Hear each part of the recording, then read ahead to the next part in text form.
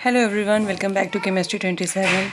So guys, today I am going to tell you about the chapter that we discussed in the last video, that is human eye. So आज हम बात करेंगे हम कि ये जो pupil है ये किस तरह से वर्क करती है और हम किस तरह से इमेज फॉर्मेशन यानी कि हम किसी भी चीज़ को देख पाते हैं। तो सबसे पहले यहाँ पे आपके बुक में एक एग्जाम्पल दिया हुआ है कि आपने देखा होगा अभी जब आप सिनेमा हॉल से एक मूवी देख के बाहर आते हो ब्राइट सनलाइट में, तो आपकी आंखें ऑटोमेटिकली क्लोज हो जाती हैं। और जब आप किसी हॉल में ब्राइट लाइट में एंटर होते हो तो आप क्या मतलब उस टाइम पे आप बिल्कुल कैपेबल नहीं होते हो कि आप उस चीज़ को देख वहाँ पे मतलब फिजिबिलिटी आपको बिल्कुल क्लियर नहीं होती। सो कुछ देर के बाद थोड़ी देर के बाद आपके अंदर जो होता है ये कैपेबिलिटी जनरेट होती है कि आप किसी भी चीज़ को देख सकें। तो ये क्या होता है ना कि ये हमारी आँख का एक फिनोमेनन है जो नेचुरली डिज़ाइंड है और वो उसी हिसाब से काम करता है। तो ये जो पीपल है वो आई जो है हमारी उसको एक वेरिएबल एपरेचर प्रोवाइड कराती है जिसका साइज़ कंट्रोल किया जा सकता है। और ये जो साइज़ कंट्रोल होता है वो आइरिस की वजह से होता है और ये आइरिस ही साइज को कंट्रोल करती है। तो इसमें यहाँ पे 2 पॉइंट्स दिए हुए हैं। When the light is bright iris contract the pupil so that less light enter in the eye. यानी कि अगर आपको बहुत ब्राइट लाइट मिल रही है तो उस ब्राइट लाइट में क्या होता है कि आँखें बंद हो जाती हैं क्योंकि जो पिपल होती है वो कॉन्ट्रैक्ट हो जाती है ताकि आँख के अंदर कम से कम लाइट जा सके। और जब लाइट बहुत डिम होती है, बहुत स्लो होती है, बहुत डिम होती है तो आइरिस एक्सपैंड हो जाती है। सो ज़्यादा से ज़्यादा लाइट आँख के अंदर इंटर हो सके। तो इस तरह से जो है पिपल जो है वो कम्प्लीटली ओपन हो जाती है। जब आपकी पिपल कम्प्लीटली ओपन होती है तो वो कंडीशन ऐसी होती है कि आइरिस ना ही कॉन्ट्रैक्ट होती है ना ही एक्सपैंड होती है, वो कम्प्लीटली रिलैक्स्ड होती है।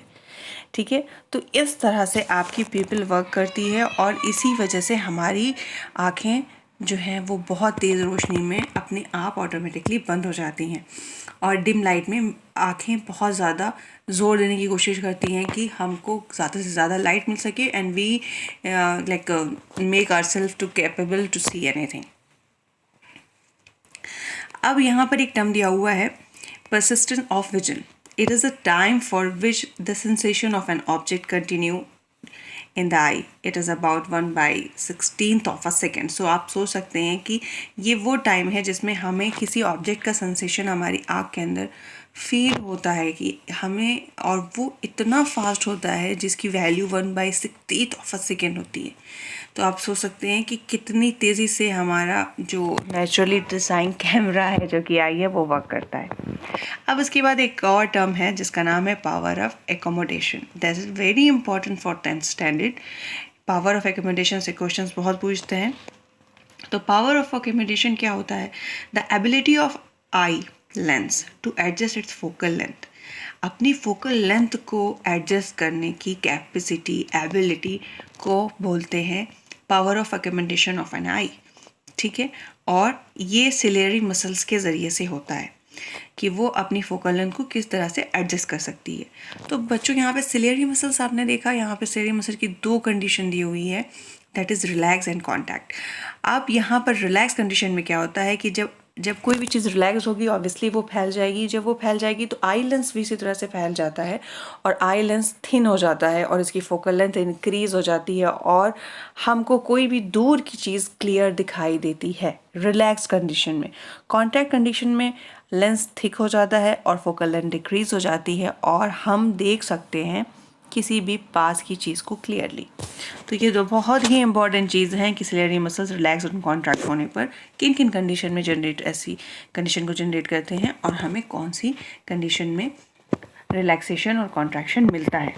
अब उसके बाद 2 बहुत बहुत इंपॉर्टेंट चीज़ हैं, that is near point of eye and far point of eye. यहाँ पर फॉर लिखा हुआ है but it's a far point. Okay, तो नियर पॉइंट जो होता है वो 25 सेंटीमीटर होता है एक नॉर्मल आई का जिसमें कोई भी डिफेक्ट नहीं है, जो बिल्कुल हेल्दी आई है।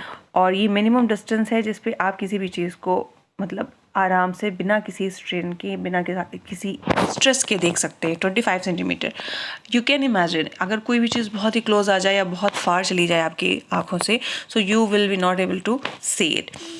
ओके, सो ये लिमिट 25 सेंटीमीटर जो है वो एक नॉर्मल आई की लिमिट है, जिसको हम नियर पॉइंट कहते हैं। अब फार पॉइंट क्या है? फार पॉइंट एक इन्फिनिटी कंडीशन है, जिसमें हम किसी भी आई को हम कह सकते हैं कि हमारी जो हेल्दी आई है उसका फार पॉइंट एक इन्फिनिटी में आप मेजर कर सकते हैं। इसका कोई नंबर रेशियो नहीं है, ठीक है।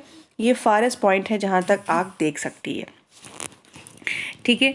सो आज मैंने आपको ये जो टर्म बताया, ये टर्म बहुत ही इंपॉर्टेंट है और ये बहुत शॉर्ट नोट्स हैं, तो आप इससे स्क्रीनशॉट लेकर अपने नोट्स को प्रिपेयर कर सकते हैं। तो today we studied about how people work and किस तरह से सिलियरी मसल और किस कंडीशन में रिलैक्स ऑन कॉन्ट्रैक्ट होती हैं, पावर ऑफ रिकमेंडेशन क्या होता है और नियर एंड फार पॉइंट क्या होता है। होप सो ये वीडियो आपके लिए हेल्पफुल रही हो।